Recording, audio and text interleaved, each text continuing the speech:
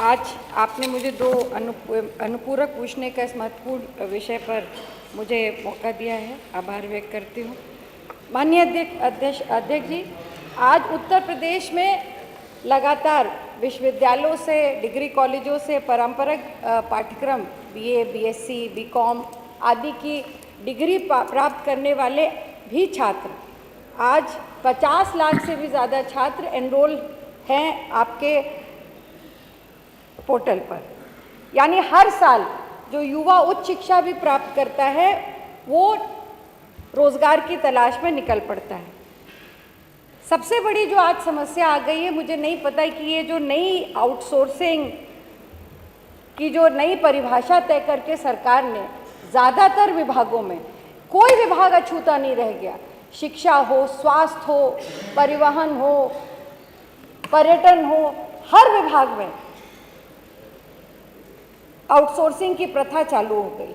और ये सबसे ज़्यादा जो हमारे आउटसोर्सिंग पर जो सबसे बड़ी दिक्कत आ रही है कि जिस तरह से इनका शोषण किया जा रहा है, वो सबसे बड़ी समस्या हो गई है। माननीय अध्यक्ष जी, मैं आपके माध्यम से माननीय मंत्री जी से ये जानना चाहूँगी कि आपने जो आपके प्रश्न में आपने मुझे उत्तर दिया है, इसमें आपने कहा है कि लगभग 15,000 से अधिक आपने रोजगार मेले 13,000 से अधिक रोजगार मेले आयोजित किए, जिसमें 15,96,000 अभ्यर्थियों को निजी क्षेत्र में चयनित किया गया। और ये आंकड़े आपने 2017 से 2031 तक के दिए हुए। यदि औसत लगाया जाए तो लगभग 1,60,000 अभ्यर्थियों को आपने समायोजित करने का प्रयास किया है। वादा तो आपका 2 करोड़ का था युवाओं को रोजगार देने का, और इनका समायोजन हुआ कहाँ? बड़े दुख की बात है माननीय अध्यक्ष जी कि इसमें जो एक आंकड़ा जो मुझे बहुत विचलित भी कर रहा है और मुझे लगता है इस पर सबसे बड़ी चिंता होनी भी चाहिए।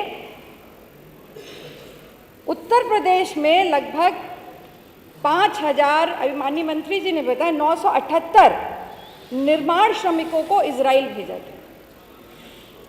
कोई दिक्कत नहीं, अगर वो बाहर जा रहे हैं नौकरी करने के लिए, उनको अवसर मिलना अच्छी बात है।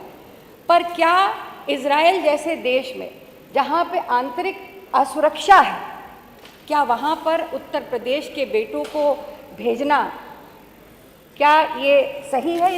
इससे अच्छा होता कि हम किसी अन्य देश में भेजते जहाँ पे उनका वो सुरक्षित रहते। मैं माननीय अध्यक्ष जी, आपके माध्यम से माननीय मंत्री जी से, सरकार से ये पूछना चाहती हूँ कि सबसे पहले न्यूनतम मजदूरी अधिनियम की धारा 3 के तहत सरकार ने हर वर्ष में मजदूरी की समीक्षा करनी होती है। पिछले 9 वर्षों में सरकार ने कितनी बार ये समीक्षा की है? दूसरा मेरा प्रश्न है, सरकार कहती है कि भरपूर रोजगार, तो आज जो बेरोजगार नौजवान सड़कों पे लाठी खा रहा है वो कहाँ से आया है? वो भी तो इसी प्रदेश का बेटा। आपने कहा कि अन्य प्रदेशों में उनको रोजगार के अवसर मिलते हैं और अगर उत्तर प्रदेश के लोग वहाँ नहीं पहुँचते तो वहाँ का उद्योग बैठ जाता है। गर्व है हमें कि हमारे उत्तर प्रदेश के श्रमिकों के हाथों में इतनी ताकत है। पर मैं पूछना चाहती हूँ कि उनको बाहर जाने की आवश्यकता क्यों पड़ रही है? और अगर उनको अपने उत्तर प्रदेश में ये अवसर मिले तो शायद वो और बेहतर कर पाए। तो क्या सरकार अपने ही प्रदेश में, चाहे वो विदेश में जाने पर जितना हम ध्यान दे रहे हैं या अन्य प्रदेशों में जाने के लिए उनको तैयार कर रहे हैं, क्या हम उनको यहाँ अवसर देंगे? और तीसरा माननीय